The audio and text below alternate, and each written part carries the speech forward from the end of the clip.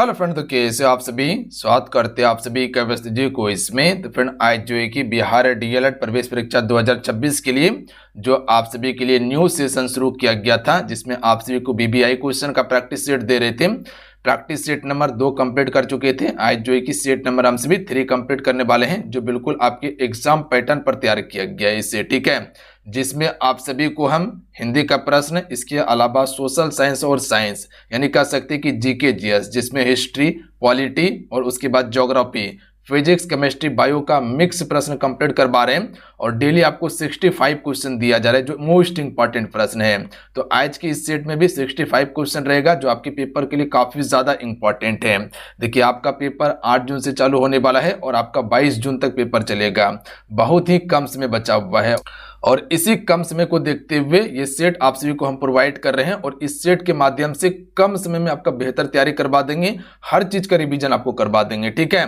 तो आप सभी इस सेट को जरूर पर डे लगा लीजिएगा, काफी ज्यादा आपको बेनिफिट करने वाला है। तो चलिए शुरू करते हैं। सभी एक बार वीडियो को लाइक करके शेयर आप सभी जरूर कर दीजिएगा। कल इससे पहले आप सभी को हम गणित का क्लास प्रोवाइड किए थे, अगर उसे नहीं देखे जरूर देख लीजिएगा, वो भी आपको चैनल पे मिल जाएगा। तो चलिए शुरू करते हैं।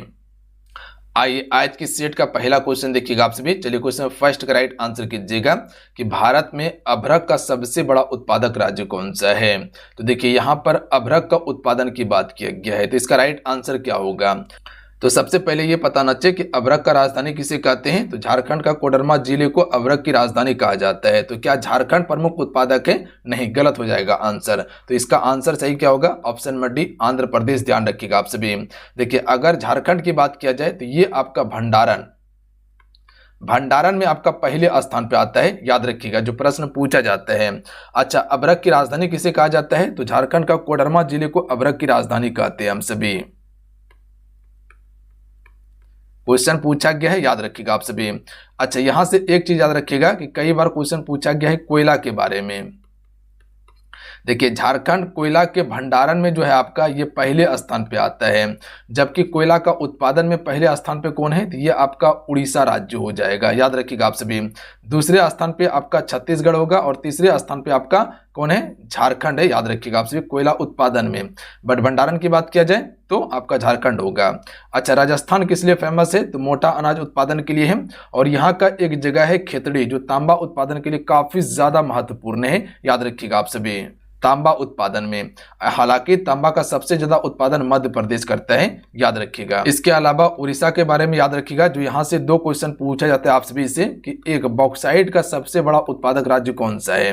बॉक्साइट का नाम सुने आप सभी? बिल्कुल। तो इसका भी उत्पादन सबसे बेसी उड़ीसा करता है, इसके अलावा लोहा करता है। तो इतना सा फैक्ट को जरूर याद रखिएगा। क्या क्या बताएं आप सभी को? देखिए, झारखंड अभ्रक का सबसे बड़ा भंडारण है, इसके अलावा कोडरमा को अभ्रक की राजधानी कहा जाता है, कोयला का भंडारण सबसे बेसी झारखंड के पास है, उत्पादन में उड़ीसा है, उसके बाद छत्तीसगढ़, तब झारखंड है। तांबा का कह सकते हैं सबसे बेसी उत्पादन कौन करता है? एमपी। और राजस्थान का कौन सा जगह फेमस है तांबा उत्पादन के लिए? खेतड़ी। उड़ीसा बॉक्साइट उत्पादन के लिए प्रसिद्ध है, इसके अलावा लोहा उत्पादन के लिए। और अभ्रक का सबसे बड़ा उत्पादक आंध्र प्रदेश है। इतना सा फैक्ट याद रखिएगा, जो पेपर में प्रश्न पूछा जाएगा आप सभी से। अगला प्रश्न है कि निम्नलिखित में से कौन सा एक फसल नहीं है। चलिए बताइएगा, इनमें से कौन सा एक फसल नहीं होगा। देखिए, खरीफ एक फसल है, रबी भी फसल है, जायद भी फसल है। क्या सर्दी फसल होता है और गर्मी नहीं? तो ऑप्शन नंबर क्या हो जाएगा? ये बिल्कुल करेक्ट आंसर होगा, ध्यान रखिएगा आप सभी। अगला क्वेश्चन है कि प्रधानमंत्री को निम्नलिखित में से किस सदन का सदस्य होना चाहिए। देखिए, अगर प्रधानमंत्री की बात किया जाए तो ये किस सदन का सदन होना चाहिए? तो दोनों में से किसी का भी हो सकता है, ठीक है। तो option number C right answer होगा। देखिए, अगर लोकसभा से कोई प्रधानमंत्री बनता है तो इसका उम्र बनने के लिए 25 वर्ष रखा गया है और कार्यकाल इसका 5 वर्ष का होता है। वहीं अगर राज्यसभा से कोई प्रधानमंत्री बनता है तो उम्र इसका 30 वर्ष रखा गया है और इसका कार्यकाल 6 वर्ष का होता है, ध्यान रखिएगा आप सभी। बात समझे आप सभी? अच्छा, लोकसभा में सीटों की अधिकतम संख्या कितना है? आपका 550 है, याद रखिएगा। जबकि राज्यसभा की बात किया जाए तो ये 250 हो जाएगा। इतना सा याद रहेगा आप सभी को। चलिए अगला है कि मलेरिया मादा एनाफिलिस से फैलता है, ठीक है, इसकी खोज सबसे पहले किसने की थी? तो यहाँ एक क्वेश्चन डायरेक्ट आपको दिया कि मलेरिया मादा एनाफिलिज मच्छर के काटने से फैलती है, ये सबसे पहले किसने दिया था? तो याद रखिएगा रोनाल्ड रॉस के द्वारा, यानी कि ऑप्शन नंबर क्या हो जाएगा? बी इसका बिल्कुल करेक्ट आंसर होगा। देखिए एडवर्ड जेनर की बात किया जाए तो इसने चेचक टीका का खोज किया था। इसके बाद अगर लुई पास्चर की बात किया जाए तो इसने रेबीज का खोज किया था, यानी कि रेबीज टीके का। चलिए अगला क्वेश्चन है कि भारत में निम्नलिखित मृदाओं में से कौन सा बेसाल्ट लावा के अपक्षय के कारण निर्मित हुआ है? तो देखिए लावा के अपक्षय के कारण जो निर्मित हुआ है यह आपका हो जाएगा रेंगूर मिट्टी, जिसे हम सभी क्या कहते हैं? काली मिट्टी या कपासी मिट्टी भी कहा जाता है। कपासी मिट्टी कहा जाता है क्योंकि काली मिट्टी में कपास का उपजाऊ सबसे ज्यादा होता है। और ये जो बेसाल्ट आप सभी देख रहे हैं, यानी कह सकते हैं कि जिसका निर्माण ज्वालामुखी के लावे यानी कि बेसाल्ट चट्टान के टूटने फूटने से हुआ है, वही आपका क्या बनेगा? रेंगुड़ मृदा यानी कि काली मृदा बनेगा। बात समझे आप सभी? बिल्कुल। अच्छा, काली मृदा का विस्तार किधर है? तो जैसे मध्य प्रदेश हो गया, गुजरात हो गया, कर्नाटक वाला क्षेत्र में भी काली मिट्टी का विस्तार, ये वाला क्षेत्र में काली मिट्टी का विस्तार है। इसके अलावा कर्नाटक वाला क्षेत्र में आपको थोड़ा था अगर देखने के लिए मिलता है। जलोढ़ मृदा का विस्तार उत्तर भारत में है, याद रखिएगा आप सभी। चलिए अगला क्वेश्चन है कि डाउन सिंड्रोम वाले व्यक्ति अपरिहार्य रूप से किससे ग्रस्त हो जाते हैं? तो ये आपका अल्जाइमर रोग से, याद रखिएगा इंपॉर्टेंट प्रश्न है, किससे? अल्जाइमर रोग से ग्रस्त हो जाते हैं। अगला है कि पाकिस्तान की सीमाओं से लगे भारतीय राज्य कौन कौन से हैं? तो देखिए अगर पाकिस्तान की सीमा की बात किया जाए तो एक अगर मैप बनाइएगा आप सभी, ठीक है, तो एक पहले सबसे पहले ये दक्षिण भारत का मैप बनाइएगा और उसके बाद इस प्रकार से फिर मैप बनाना चालू कीजिएगा। आप सभी बात समझे? तो इस प्रकार से आप जा सकते हैं। तो देखिए यहाँ पर एक आपका लद्दाख और उसके बाद जम्मू कश्मीर का सीमा हो जाएगा, तो ये 2 केंद्र शासित प्रदेश होगा। इसी जगह आपका पंजाब है, उसके बाद ये राजस्थान है, उसके बाद फिर यहाँ पर आपका गुजरात है, ठीक है। तो इतना सा सीमा इसके साथ में लगता है। तो यहाँ पर ध्यान रखिएगा, इसका राइट आंसर क्या हो जाएगा? क्या हरियाणा होगा? हरियाणा नहीं होगा। तब क्या होगा? यहाँ देखिएगा गुजरात है, जम्मू कश्मीर है, पंजाब है, राजस्थान है। तो इसका ऑप्शन में बी ही करेक्ट आंसर होगा, ध्यान रखिएगा आप सभी। गुजरात, जम्मू कश्मीर, पंजाब और राजस्थान। तो ये आपका जम्मू कश्मीर ये नीचे वाला हो गया, पंजाब हो गया, राजस्थान हो गया और गुजरात हो गया। तो ऑप्शन में बी राइट आंसर है। अगला है कि श्वेत प्रकाश का अपने विभिन्न रंगों से अलग होने की प्रक्रिया क्या कहलाती है? देखिए काफी ज्यादा इंपॉर्टेंट प्रश्न है फ्रेंड, ध्यान रखिएगा आप सभी। तो इसका राइट आंसर क्या होगा? वर्ण विक्षेपण इसे कहा जाता है, ठीक है। फिर से एक बार रिपीट कर दे रहे हैं कि श्वेत प्रकाश का अपने विभिन्न रंगों के अलग होने की प्रक्रिया को हमसे क्या कहते हैं? वर्ण विक्षेपण कहते हैं। अगला क्वेश्चन देखिएगा कि भारत में लाल मिट्टी का सर्वाधिक विस्तार कहां पाया जाता है? तो देखिए अगर लाल मिट्टी की बात किया जाए तो ये वाला जो क्षेत्र आपसे देखते हैं, तमिलनाडु आंध्र प्रदेश वाला जो क्षेत्र देखते हैं, इसके अलावा झारखंड के कुछ क्षेत्रों में आप सभी को लाल मिट्टी का विस्तार देखने के लिए मिलता है, ठीक है। तो इसका राइट आंसर हो जाएगा आंध्र प्रदेश और तमिलनाडु वाला क्षेत्र में, यानी कि सी इसका बिल्कुल करेक्ट आंसर होगा, ध्यान रखिएगा आप सभी। अगला क्वेश्चन है कि राष्ट्रीय वनस्पति उद्यान कहाँ स्थित है? चलिए क्वेश्चन नंबर आप सभी 10 का राइट आंसर कीजिएगा आप सभी। तो देखिए राष्ट्रीय वनस्पति उद्यान की बात किया जाए तो यह आपका लखनऊ में स्थित है, याद रखिएगा। अगला क्वेश्चन है कि BCG का टीका कितने उम्र में लगाया जाता है? देखिए BCG का टीका जो लगाया जाता है यह आपको कह सकते हैं कि नवजात को लगाया जाता है, यानी कि सी राइट आंसर होगा। अगला है कि रेबीज क्या है? तो देखिए रेबीज की बात किया जाए तो ये आपका एक विषाणु जनित रोग है, याद रखिएगा आप सभी। क्या हो जाएगा?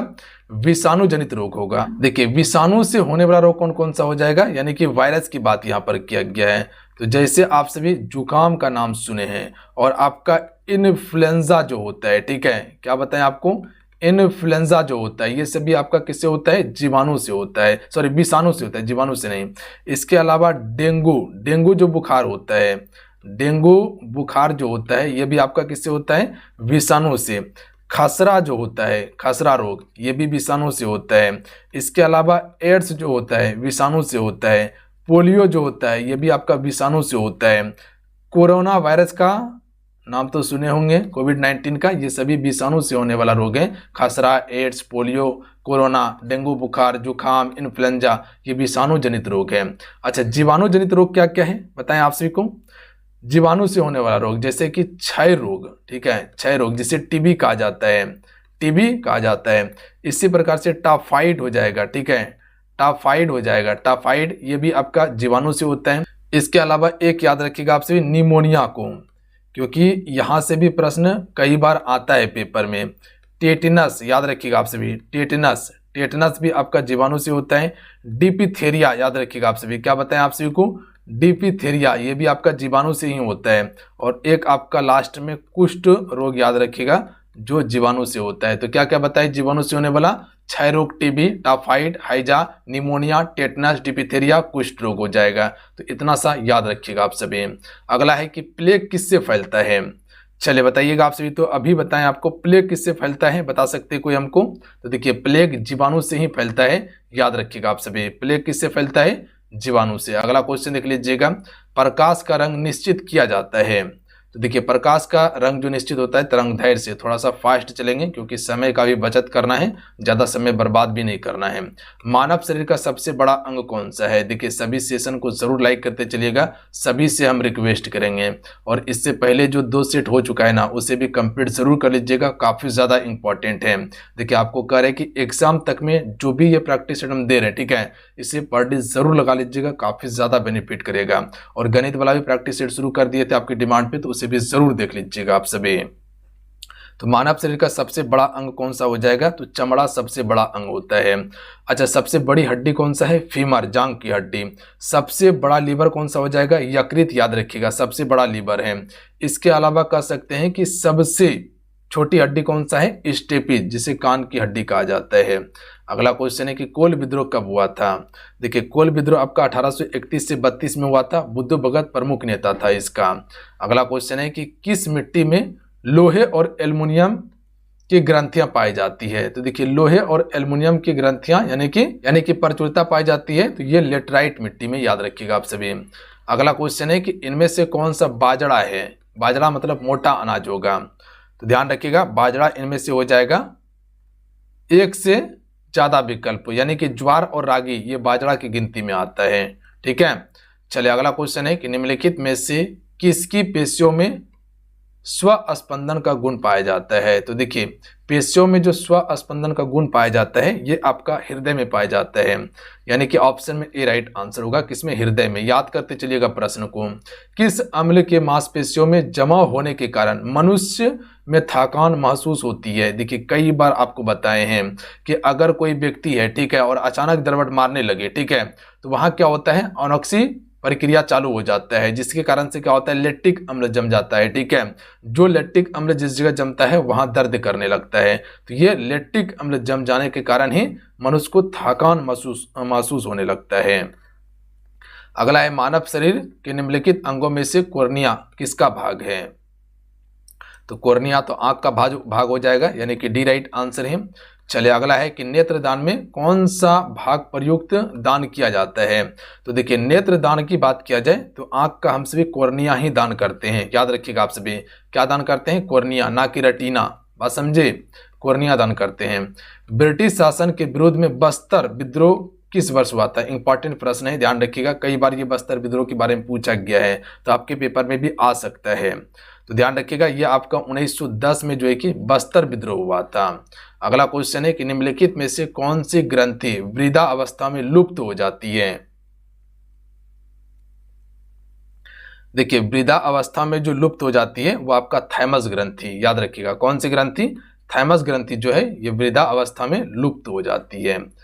चलिए अगला क्वेश्चन है कि नेत्र में प्रवेश करने वाली प्रकाश की मात्रा को नियंत्रित निम्नलिखित में से किस अंग के द्वारा किया जाता है? जैसे ही नेत्र में जो प्रकाश प्रवेश करता है तो इसको नियंत्रित किया जाता है, तो ये किसके द्वारा? आइरिस के द्वारा, याद रखिएगा आप सभी। प्रतिबिंब रेटिना पे बनता है, बट प्रकाश को नियंत्रित करता है आइरिस, ठीक है। चलिए अगला है कि कॉफी की खेती पहली बार प्रयोग किया गया था। देखिए, कॉफ़ी की खेती की अगर बात किया जाए तो सबसे पहले आपको ये पता होना चाहिए कि ये आपका बाबा बुदन की पहाड़ी में प्रयोग किया गया था और ये कॉफ़ी कहाँ से लाया गया था? यमन से लाया गया था, ध्यान रखिएगा आप सभी। इसीलिए कहा जाता है कि सबसे अच्छा किस्म का जो कॉफ़ी होता है ना, वो आपका अरेबिका कॉफ़ी होता है, ध्यान रखिएगा आप सभी। जो अरेबिका कॉफ़ी है ये आपका सबसे अच्छा किस्म का कॉफ़ी है और ये बाबा बुदन की पहाड़ी में सबसे पहली बार लगाया गया था। कहाँ पे है? कर्नाटक में है, ध्यान रखिएगा आप सभी। और कर्नाटक कॉफ़ी का सबसे ज़्यादा उत्पादन करता है, जबकि चाय का सबसे ज़्यादा उत्पादन असम का गुवाहाटी करता है। और चाय का सबसे अच्छा किस्म का उत्पादन कहाँ करता है? तो पश्चिम बंगाल का दार्जिलिंग में। अगला है पलामू एवं लोहरदग्गा निम्नलिखित में से किस खनिज के लिए प्रसिद्ध है? तो देखिए, अगर पलामू और लोहरदग्गा की बात किया जाए तो ये किस खनिज के लिए प्रसिद्ध है, बता सकते हैं कोई हमको? तो ध्यान रखिएगा, बॉक्साइट के लिए प्रसिद्ध है। हालांकि बॉक्साइट का सबसे बड़ा उत्पादक राज्य जो हो जाएगा वो आपका उड़ीसा होगा, ध्यान रखिएगा आप सभी। बट यहाँ पर प्रसिद्धि की बात किया गया है तो ये आपका बॉक्साइट के लिए। अगला है कि भारत के किस राज्य में विश्व का सबसे बड़ा थोरियम का भंडार है? देखिए, थोरियम का सबसे बड़ा भंडार है आपका केरल के पास, याद रखिएगा आप सभी। किसके पास? केरल के पास। सोना सबसे ज्यादा उत्पादन कौन करता है? कर्नाटक करता है। इसके अलावा याद रखिएगा कि अभी बताए थे कि अदरक का सबसे बेसी उत्पादन करता है। चाय का सबसे बेसी उत्पादन असम करता है। शिव समुद्रम जलप्रपात किस नदी पर है? कई बार आप सभी को बताए हैं, बताइए इस क्वेश्चन का राइट आंसर क्या होगा? गलती मत कीजिएगा आप सभी, कावेरी नदी पर, याद रखिएगा आप सभी, ठीक है। चलिए, अगला है हिरोशिमा और नागासाकी शहर किन द्वीपों पर स्थित है? देखिए, अभी तक तो आपसे यही पढ़ रहे हैं कि हिरोशिमा पर बम गिराया गया था, नागासाकी पर बम गिराया गया था और यही सब पढ़ा भी रहा है। यहाँ पर एक नया क्वेश्चन आपके लिए है जो आयोग पूछ सकता है और ये पूछा गया क्वेश्चन है, ध्यान रखिएगा आप सभी, बात समझे। तो ये प्रश्न हम ही आपको करवा सकते हैं क्योंकि जो संभावना है पूछने का वो यहाँ हम आपको करवा देंगे। तो देखिए, हिरोशिमा और नागासाकी जो है तो ये आपका होन्शु और क्यूशु द्वीप पर स्थित है। अच्छा, हिरोशिमा पर बम कब गिराया गया था? 6 अगस्त 1945 को गिराया गया था। और नागासाकी पर जो यहाँ पर गिराया गया था उस बम का नाम था लिटिल बॉय। और नागासाकी पर 9 अगस्त को, ध्यान रखिएगा आप सभी, 9 अगस्त 1945 को यहाँ पर जो बम गिराया गया था उसका कोड नाम क्या था? फैटमैन, याद रखिएगा आप सभी, बात समझे। किसके द्वारा गिराया गया था? अमेरिका के द्वारा। उसके बाद जापान आत्मसमर्पण कर देता है। भारत का सबसे अधिक विस्तृत भू आकृति प्रदेश कौन सा है? तो देखिए, भारत का सबसे विस्तृत भू आकृतिक प्रदेश की बात किया जाए तो जो आपका पर्याय द्वीपीय पठार है, ठीक है, पर्याय द्वीपीय पठार। अच्छा, पर्याय द्वीपीय पठार का मतलब क्या कह सकते हैं हम सभी? क्या उत्तरी मैदान? नहीं। तब पर्वत? नहीं। तटीय मैदान? नहीं। ये दक्षिणी पठार हो जाएगा, ध्यान रखिएगा। पर्याय द्वीपीय पठार का अर्थ होता है दक्षिणी पठार, जो सबसे प्राचीनतम पठार है, याद रखिएगा आप सभी। यानी कि जो आपका पर्याय द्वीपीय पठार है ये सबसे प्राचीन है और ये आपका सबसे अधिक विस्तृत भू आकृति वाला क्षेत्र है, बात समझे। अगला क्वेश्चन है कि अपने प्राकृतिक परिवेश में वन्य जीव के लिए कानूनी तौर पर आरक्षित क्षेत्र को क्या कहते हैं? तो देखिए, जो प्राकृतिक तौर पर वन्यजीव के लिए जो कानूनी तौर पर आरक्षित किया जाता है इसे बायोस्फीयर रिजर्व कहा जाता है।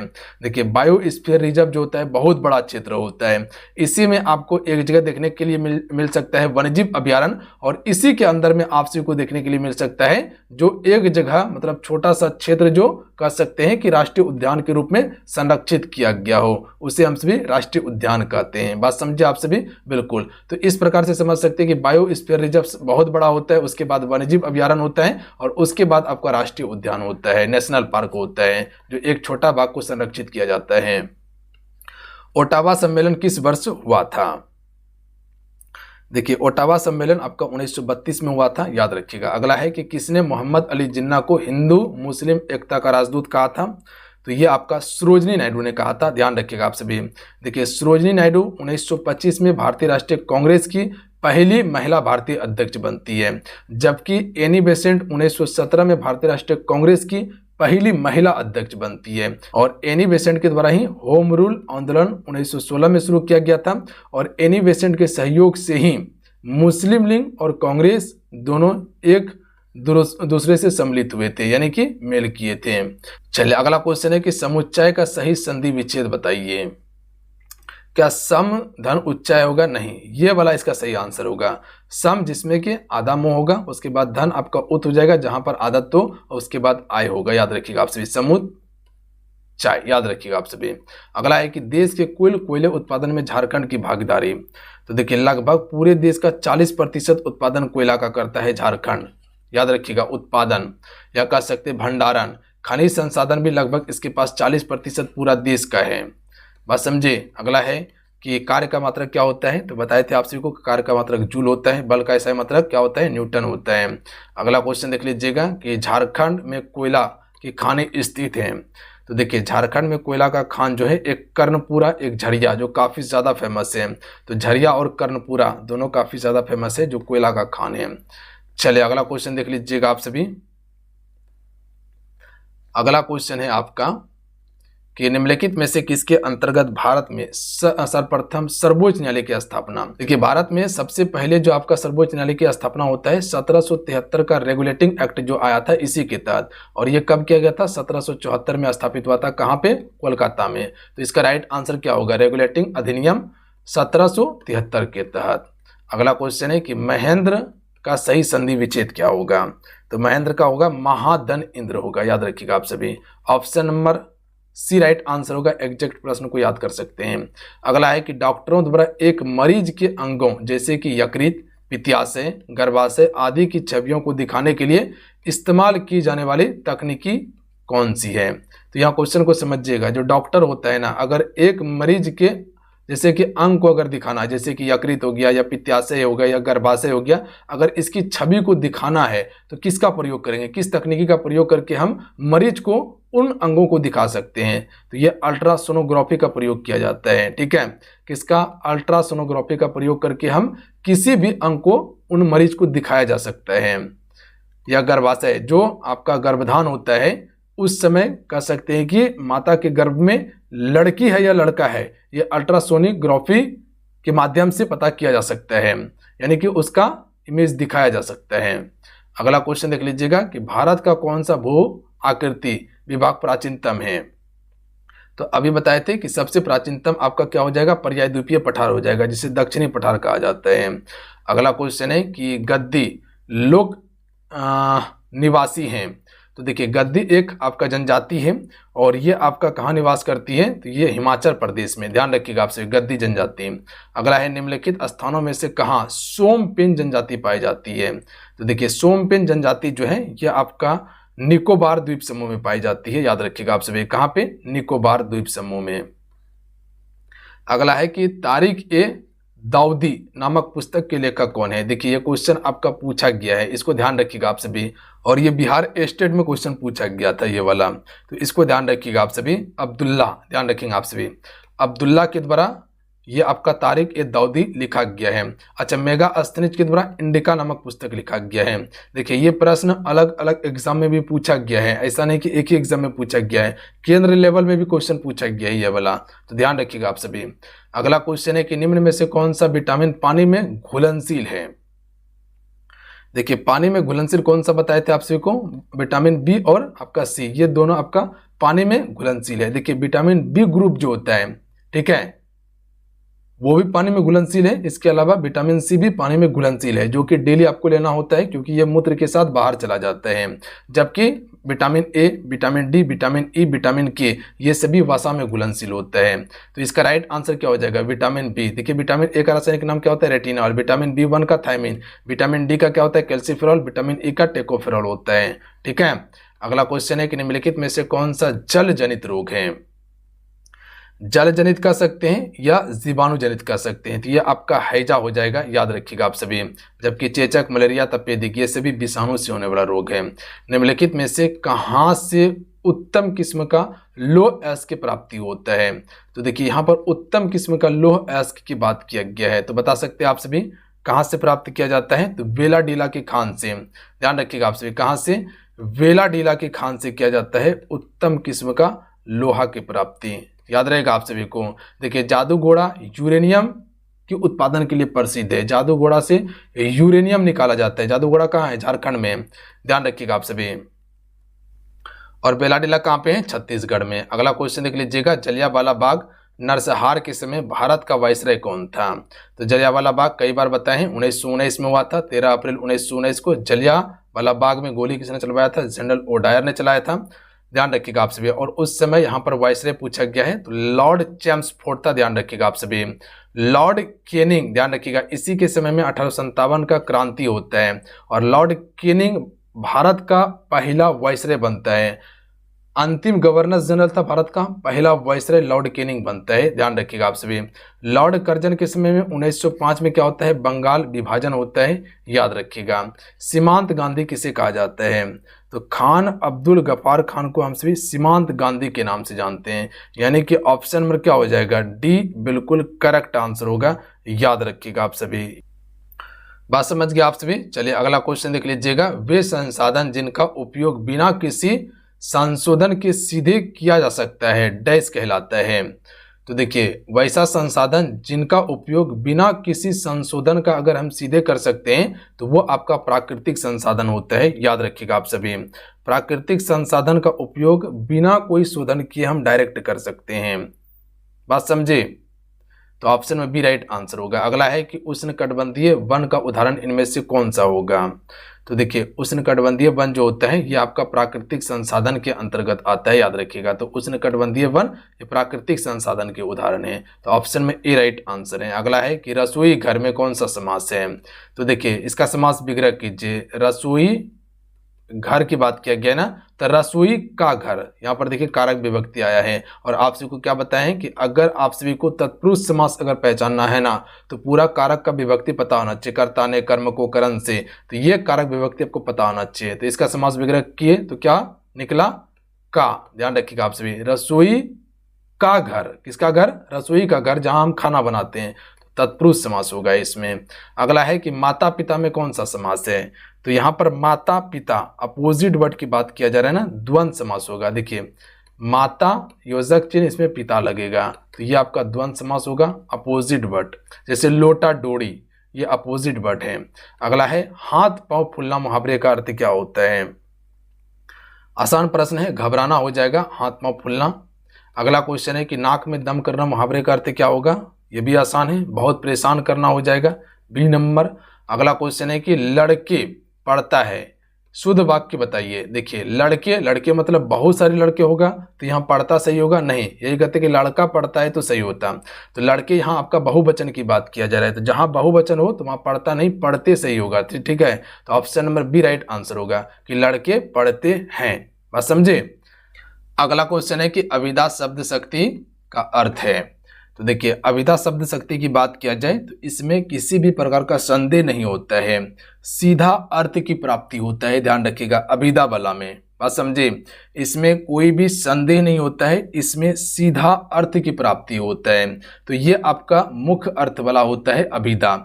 जैसे हम सभी कह सकते हैं कि बोलेंगे मोहन, ठीक है, मोहन पुस्तक, ध्यान रखिएगा आपसे, मोहन पुस्तक पढ़ रहा है। यहां पर हमसे क्या कह सकते हैं, मोहन पुस्तक पढ़ रहा है, ये एक वाक्य है। तो आप क्या समझ रहे हैं यहाँ पे, जैसे हम आपको बोले कि मोहन पुस्तक पढ़ रहा है तो आप क्या समझिएगा, सीधा अर्थ समझिएगा कि मोहन पढ़ ही रहा होगा या पढ़ाई कर रहा होगा, इसमें कोई छो-पाँचा नहीं है, ठीक है। तो ये मुख्य अर्थ को बताता है, सीधा अर्थ को बताता है। तो ऑप्शन नंबर सी इसका राइट आंसर होगा कि मुख्य अर्थ को बताता है। या कह सकते हैं कि सूर्य अस्त हो गया, तो आप क्या समझिएगा, सूर्य अस्त हो गया, इसका मतलब आप क्या समझ रहे हैं कि दिन ढल गया, यही समझिएगा ना कि दिन ढल गया या सूरज डूब गया, यही समझिएगा। तो सीधा अर्थ यहां समझ में आता है, तो ये आपका अभिधा होता है। चलिए अगला क्वेश्चन देख लीजिएगा। लक्षणा शब्द शक्ति में अर्थ होता है।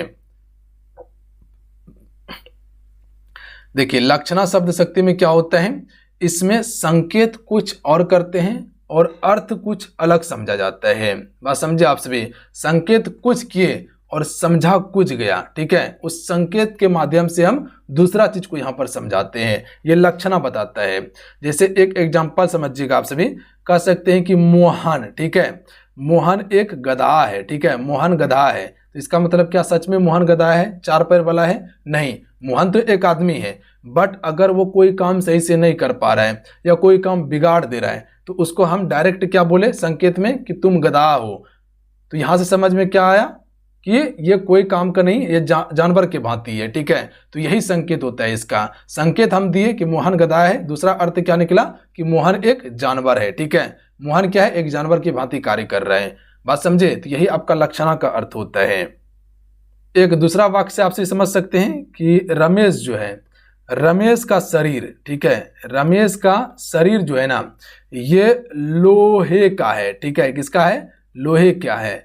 तो आप यहाँ क्या समझ रहे हैं, जैसे हम बोले कि आपका रमेश का शरीर जो है लोहे का है, तो यहाँ हम एक संकेत दे कि रमेश का शरीर लोहे का है, तो दूसरा अर्थ में क्या समझिएगा आप सभी कि इसका शरीर बिल्कुल बहुत ज्यादा मजबूत है, इसके अलावा हष्ट पुष्ट शरीर है। ये आप दूसरे अर्थों में समझे। हम संकेत दिए कि रमेश का शरीर लोहे का है, तो आप यहाँ क्या समझ रहे हैं कि उसका शरीर बिल्कुल मजबूत है, कठोर है, ठीक है, तो ये आपका लक्षणा का अर्थ होता है। बात समझे बिल्कुल। अब देखिए एक होता है व्यंजना शब्द शक्ति का अर्थ है। चलिए बताइएगा व्यंजना शब्द शक्ति का अर्थ क्या होता है। तो इसका अर्थ होता है छिपा हुआ, याद रखिएगा आप सभी, जिसमें व्यंग कसा जाता है। बात समझे। तो व्यंजना में व्यंग कस के बोला जाता है, ध्यान रखिएगा आप सभी। यानी कि हम सभी ये कह सकते हैं कि जो व्यंजना शब्द शक्ति होता है इसमें आपका समान अर्थ या लक्षित अर्थ समाप्त हो जाने के बाद जो विशेष अर्थ या छुपा हुआ अर्थ या आपका व्यंग्यार्थ अर्थ जो प्रकट किया जाता है वही आपका व्यंजना होता है। जैसे हम कह सकते हैं एक एग्जाम्पल के माध्यम से कि राधे, ध्यान रखिएगा, राधे तुम तो गाय हो, ठीक है, तुम तो गाय हो। यहां पर एक व्यंग कसा गया कि राधे तुम तो एक गाय हो। इसका सही अर्थ क्या निकलेगा कि राधे तुम बिल्कुल सीधी सादी हो, तुम बिल्कुल सीधी सादी हो। तो यहां पर हम व्यंग क्या कसे कि राधे तुम तो बिल्कुल गाय हो। इसका मतलब क्या समझ में आ रहा है हम सभी को व्यंग के माध्यम से कि ये बिल्कुल सीधी सादी है, एकदम शुद्धि है, ठीक है, तो ये इसका अर्थ समझ में आता है। तो यहाँ पर व्यंग कसा जाता है, व्यंग कस के बताया जाता है। अगला है कि उपमा अलंकार में प्रयुक्त होता है। तो देखिए उपमा अलंकार में हम सा का प्रयोग करते हैं। यहाँ पर देख लीजिएगा जैसे कमल सा मुख है, इसमें कौन सा अलंकार है, तो देखिए यहाँ सा प्रयोग हुआ है ना, तो ये आपका उपमा अलंकार का उदाहरण है। रसों की संख्या क्या है, देखिए रसों की मूल संख्या जो है आपका 9 है, बट कह सकते कि बाद में इसमें एक रस जोड़ा गया आपका वात्सल्य रस, ठीक है, और एक जोड़ा गया भक्ति रस, ध्यान रखिएगा आप सभी, एक जोड़ा गया भक्ति रस, तो कुल मिलाकर 11 रस है, ध्यान रखिएगा आप सभी।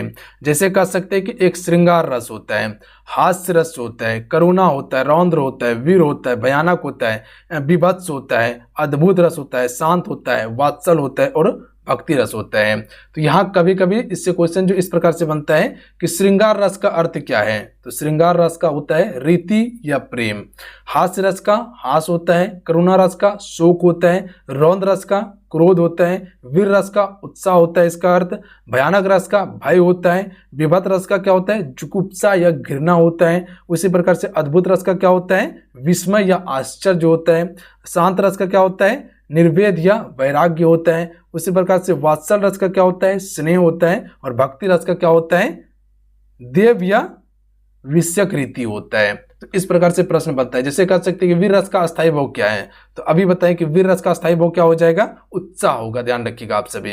अगला क्वेश्चन देख लीजिएगा, रौद्र रस का अस्थायी भोग क्या होगा, तो रौद्र रस का अस्थायी भोग क्या हो जाएगा क्रोध। देखिए ऐसा ही प्रश्न पूछा जाता है, तो इसको ध्यान रखिएगा। तो चलिए आज कितना ही, आज के सेट में कुल 65 प्रश्न कंप्लीट करवाए हैं। आज के सेट कैसा लगा नीचे कमेंट करके जरूर बताइएगा। मिलते हैं जय हिंद वंदे मातरम। जाते जाते वीडियो को लाइक करके शेयर जरूर कर देंगे आप सभी। जय हिंद।